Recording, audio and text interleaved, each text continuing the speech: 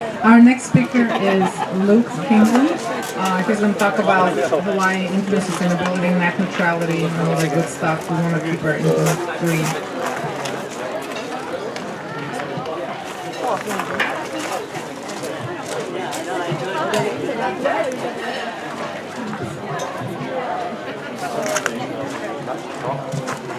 Okay. Hi, everybody. So, let's see. I figured there would only be like 4 or 5 people here, so that's cool. It's Hawaii Internet Sustainability.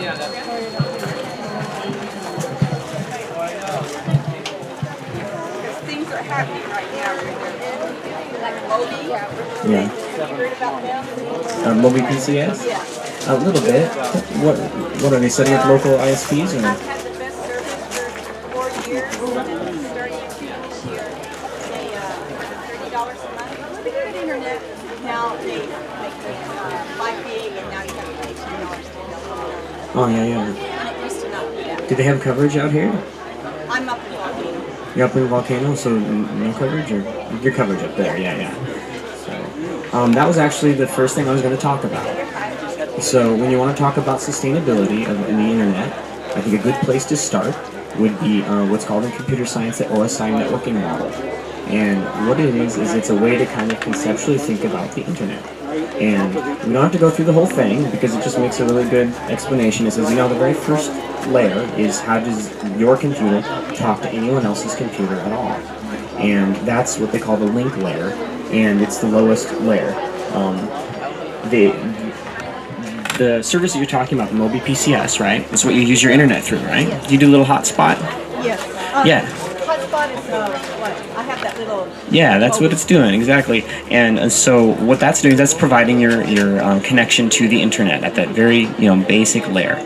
And that is a really important responsibility, to be managed correctly by the people who are doing it. And that's where I was thinking that the first layer of the Hawaii Internet Sustainability is to make sure that you're using someone for that service who's local and who has policies that you agree with, right?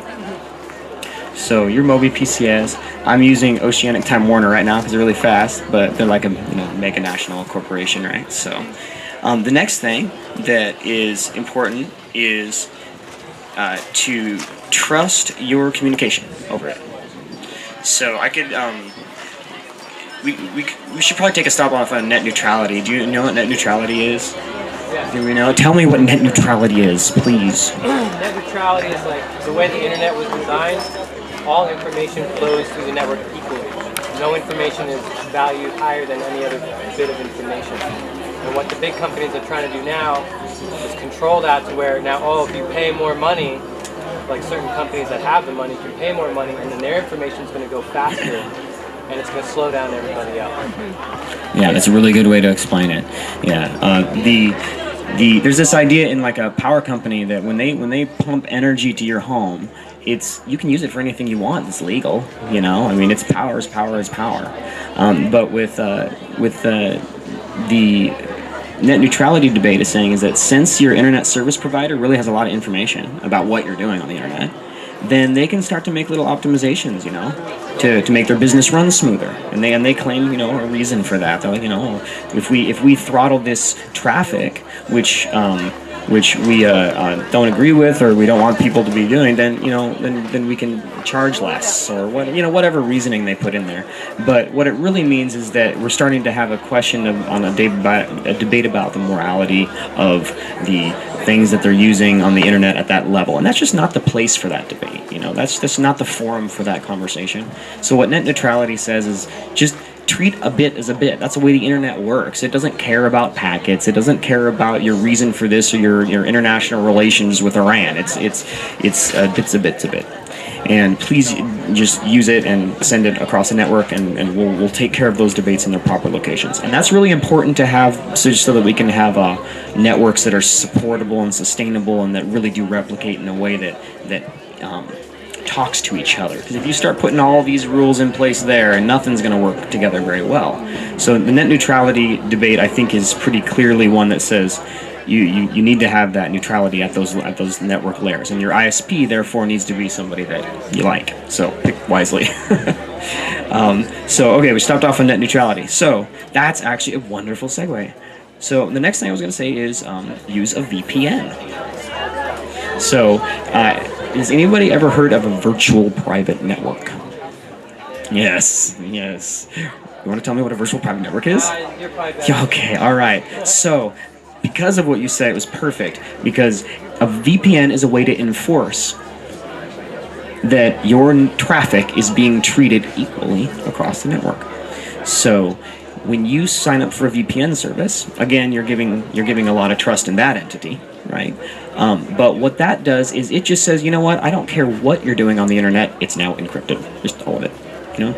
So the reason that's important is because we just heard recently that the U.S., the U.K., some other countries have gotten in trouble because they're wiretapping, right? Oh, those bad countries, they're wiretapping. Well, they said in their recent reports, they said, you know, all the stuff that we're capturing, it's all being sent over the internet in wide open.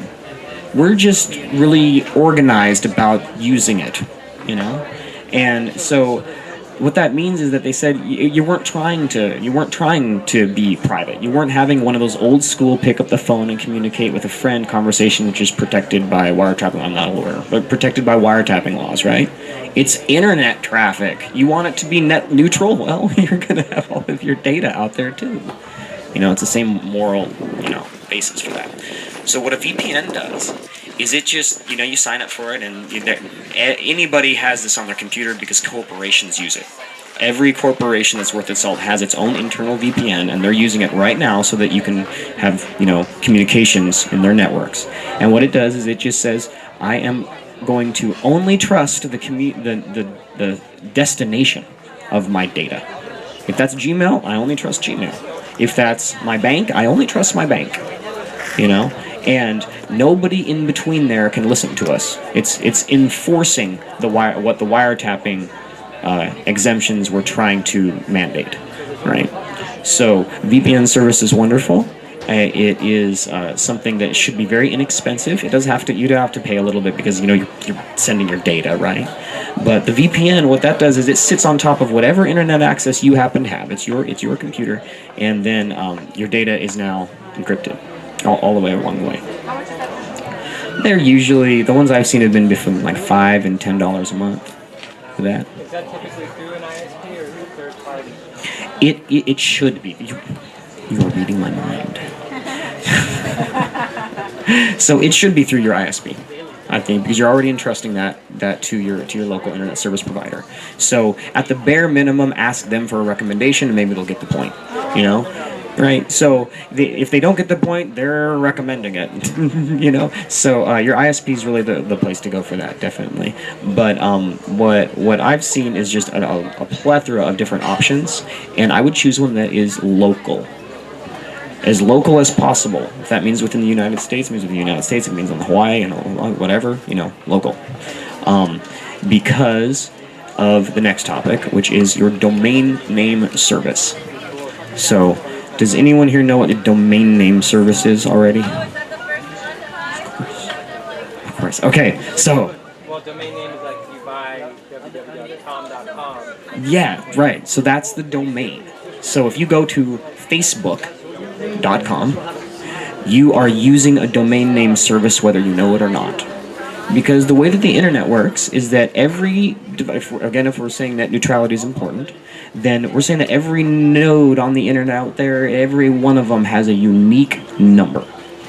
And that's an IP address. You'll hear IPv4, IPv6 kicked around. IPv6 is just a great big IPv4, right? It's just huge because there's so many people and things on the internet that this address list is getting huge. You could never, I love that I have an 808 number. Because they said nobody out here can have anything other than an 808 number. If you don't live here, you don't get an 808 number, right? So they don't assign it to a VoIP service, so I can't go on to Google Voice, and I can't get myself an 808 number from that. No, you have to go to a local phone company and get an 808 number. So your DNS is kind of like that. It takes the number, because it's huge on the internet, and makes it into a name. like Facebook.com. So where do you go when you type in Facebook.com? You know, that's really important. And your DNS, the domain name service, is the service that translates that for you. The very first level of it is usually on your ISP. Now, if you want to talk about like who owns it legally, there's a huge battle about that because it was originally invented in the United States. It was, of course, being controlled by the United States. You know, the ARPA thing. And what they did is they're like, oh, we don't want to handle the heat because the internet exploded, right? So what they did is they offloaded that responsibility onto a private entity called the ICANN, right? The International Corporation for Assigned Names and Numbers. And they said, you guys have responsibility for this. Now, a lot of people don't like that because you're basically saying, okay, now it's not open to public scrutiny anymore. You know, because it's not a public entity. It's now a private company. So they've made the assertions that, you know, since it's controlled by the Department of Commerce, is the ones actually running the main server, the yellow page that all the other yellow pages are copied from, is this, it's there. But they're locked down by all kinds of laws and legal snafus and all this stuff, trying to figure out who actually really controls that. And what I'm saying is they're going to shake it out because too many people are watching it. What we need to focus on is making sure that your DNS is obeying those rules. Your local DNS is being run by Mobi PCS or Aloha Broadband or any of the other options that you have. They're controlling that DNS server. So you want to make sure that your DNS is correct and accurate. Now there is some technical ways that they're working on this right now that might enforce this, but what it really boils down to is that you need to choose your local ISP very carefully and make sure that you're not using any other DNS services and that you don't agree with. Okay? Some people use Google's DNS services, some people use other ones, but don't sign up for some other DNS service because that's really taking anybody that says they do DNS. Anyway, I wouldn't do that unless it was recommended again by your ISP, right? Unless it was recommended by them, you got to develop. In fact, I should mention that we've got the Web of Trust guy up there in front. He's Daniel. He's great. Right back here. There's Daniel. Right? Woo, Daniel! Yeah. Yes. Yeah. So please talk to him, and he will give you a wonderful rundown on Web of Trust and how we can set that up. But the next thing was... Before you go on real quick. Yeah, go ahead. I should stop and ask, hey, did that make any sense at all? What's the concern about it? Where can there be foul play in regards to the well, there's two sides of the coin, I guess. If you want to just, that one side of it is, what we were just talking about, which is who has the authoritative access, who legally responds to claims of copyright infringement, right? If you're using a domain name from a foreign country and you want to register Facebook in that foreign country, is that subject to U.S. copyright law? Well, that's their country's DNS. They really have sovereignty over that. But if you're using .com. .com was formed with the intention of being a categorization scheme in the United States, so it falls out, they just get into that. So that's one foul play area. And that is hopefully being handled very well by lawyers. The other side is like hacking, right? People can get on your local area network and they can pretend to be Facebook.com. Get your password, get your everything. Yeah, you let people on your local area network, and they can pretend to be your DNS, right? So the computer act funny. yeah. Like for instance, if Facebook all of a sudden looked very different, right? Or something wasn't working quite appropriately, or you could tell that there were a whole lot of extra pop-ups that you didn't know about, then you've probably got a virus or some other kind of, something like that. So that's actually one thing down. I'm gonna get into viruses. Remind me My now. computer pops up and my Apple will tell me somebody's trying to impersonate. Oh really? So. Okay. All right. Let's see here. That is a job for some good ISP tech support. Yeah. So let's see here. They can do a DNS spoofing attack. There's technology that's going to help with that called DNSSEC. I have not played with it. I really just kind of read their white paper, and it looks really cool. But what it does is it enforces through cryptography that Facebook.com is coming from the people who are running it that you think it is from this like assigned authority. So that's coming, but really the best way to handle DNS is just, you know, use a VPN. Use a VPN. Use a VPN. Yeah. Because if you use a VPN, you are on a virtual private network that's administered by a virtual ISP. You know, they are acting as kind of like your ISP in proxy, because this is the network, right? So, you know, you can either set one up amongst friends, which is cool.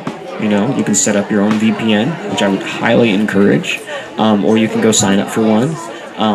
But the important thing is to administer it in a way that abides by the basic principles of net neutrality, et cetera, and just be aware that, you know, when you let somebody on your network, you're kind of trusting them. You know, you're kind of trusting their computer, and unless you're using some cool, fancy new cryptography stuff, your local network is very important to, you know, be you know, like, so never use a wireless access point. Once you get your VPN, never use a wireless access point from like Starbucks without that thing being on, because it lays this layer of obfuscation on top of your local network. You can connect from anywhere you want, but so again, local. If you guys know any like local VPNs, like here, let me know. I didn't find anybody here who does it. So let's see. That's right. We've got viruses and DNS. Did I hit everything on DNS? Okay. The viruses and things. The most important thing on viruses, you probably hear it a zillion times, is just stay up to date on your software. You know, stay up to date on your software, because that viruses are code. Code can be fought by code. There's coders fighting other coders, right? If you stay up to date, that means you're on the front line. You got the best tools. You got the best weapons to fight that war. If you're rolling something that's years old, you're probably, you know, having a hard time, especially if it's Windows. I actually did tech support in Pahoa for about 6 months, up there behind in Pahoa Home Video, and I got a lot of people came in with bad viruses, you know. So just keep things up to date. If you're using Windows, keep it up to date and run virus protection. And use I like Kaspersky, but I use a Mac. You know, I use a Mac, and they're pretty solid, because they're based off BSD, which is an operating system that was originally designed by, like, who do you know who designed BSD? It was like some military organizations. I mean, it's tough code. It's not intended to be. They didn't trust anybody from the beginning. So it, you know, nothing that runs on that thing really has privilege. Whereas on Windows, things that run of it, it's kind of like, oh yeah, okay, well, it's running. Must be because Jobs said it's okay, or not Jobs said it's okay, because Gates said it's okay, you know. So just run it. So I you know, do something like a Linux distribution, or a Mac, or if you want to be really fancy and you can only get a hold of a Windows machine, light it up, make sure that it's got auto security updates on, and then in a virtual machine, run whatever operating system you want. Download VirtualBox or Parallels or something like that.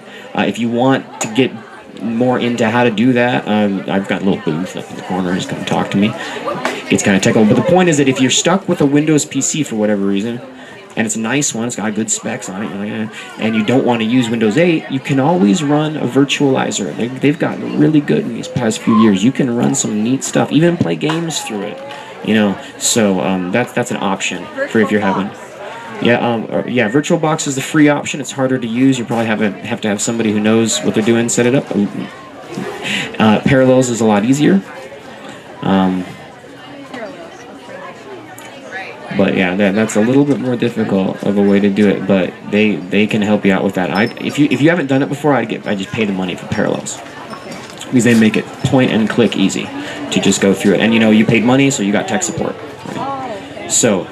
That's what it's for. They're like, you give us money for the code, we're going to give you nice code, we're going to give you tech support. You want to do the free option, you're with a bunch of coders, we're going to have a great time, but dude, we can't do tech support, we're coding. You know?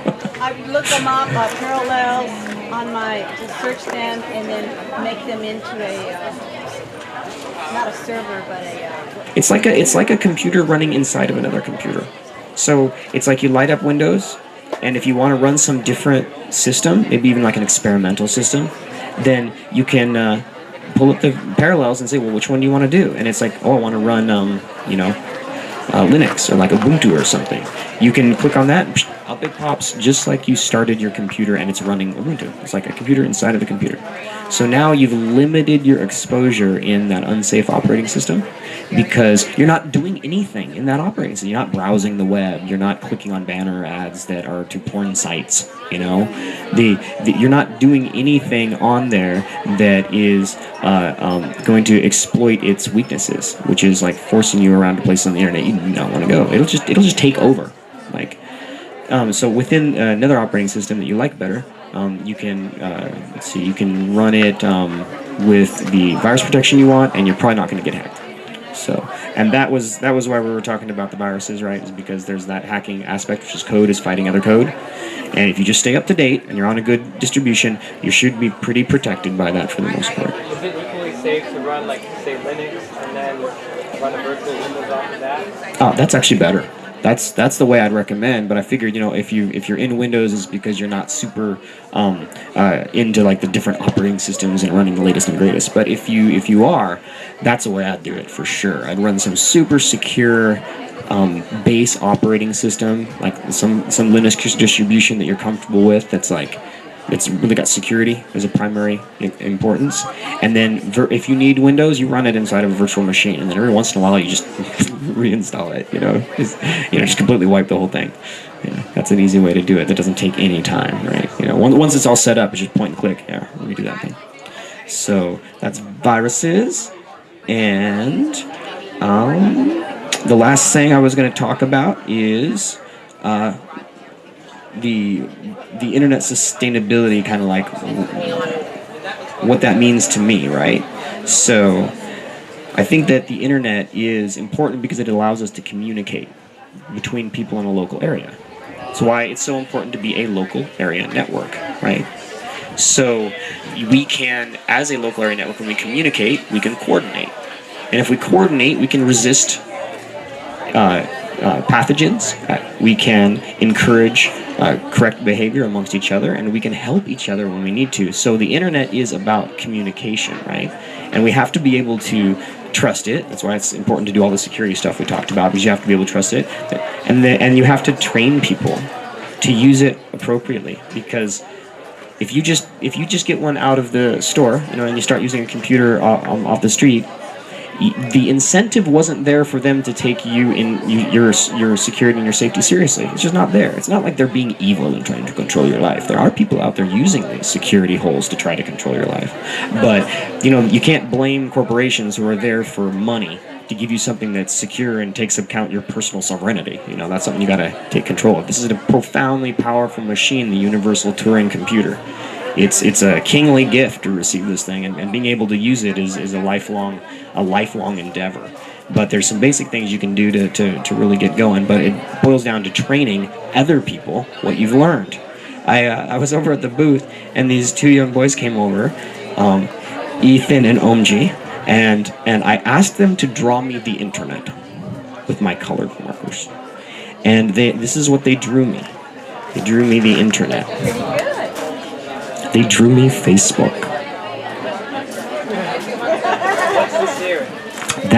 I asked them, well, what else is the internet?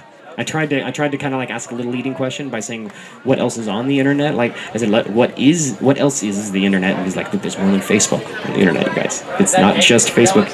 That's Angry Birds. They say they drew Angry Birds.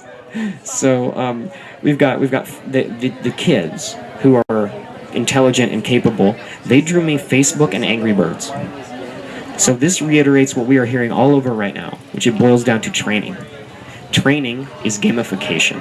You want it to be fun. It has to be a game. You have to play it. And the internet is communication. It's Facebook. We'll get into whether or not we want Facebook to have all this information later, but the point is that's what they think the internet is. It is a mode of communication. And right here, over here, I did not ask for any of this. They just do this. Over there on the right is they drew their friends list. Right? That one of those people should be the parent. The parent. Right? They should be on their friends list. And if you take care of these security issues that we've outlined, then you can trust the internet to a certain degree, to a certain modicum, right? And then you can participate in it, and you'll be able to help these kids make good of that kingly gift that they've inherited, because they're growing up with it. I mean, I gotta wrap it up. Okay. So, questions? You had one. Okay. All right. Any other questions? Yes. What VPN do you use? I am setting up a personal one right now, actually. I'm using a new one. I transferred my system over to DigitalOcean, which is a really cool service provider, but they don't provide the VPN itself. They provide the way to run the VPN. They're called a cloud service provider. And Oceanic? It's with your... Oceanic allows me to get to them. Oceanic's that bottom link layer. They're the ones that just make sure the wires are connected A to B. The VPN that I'm running is the layer that runs on top of it that makes sure my services are cool. So, no, yeah. Any recommendations as far as work-wise? I like what Aloha Broadband is doing, but right now I think it's most important to communicate even with the risk of it being insecure. So until we have our security in place, I think it's more important that we use and learn this tool appropriately, and security be damned, and we better get on it very quickly. So I went with Oceanic Time Warner because they gave me the fastest, most reliable service in my area. They're not available everywhere because they're only in densely populated areas, and that's because of the technology they're using. They're using cable, right? Very expensive to lay cable. It's only going to go into those little places, those local places. If you're not there, I used Wild Blue Communications satellite, and I liked it. High latency. If you're a game player, you're gonna hate it, but it was pretty good. And for a while, I was just using my cell phone. It was very expensive, but it was very good. I was getting like a couple megabit down on 4G LTE AT&T, and I liked Verizon's service too. They both did pretty good with the same thing that you're doing, that mobile hotspot. So just use the fastest one that serves the area that you're in. And that might take trial and error or hitting up your friends list. Be like, hey, what are you service you're using? Yeah. Okay, all right. Oh, Thank you.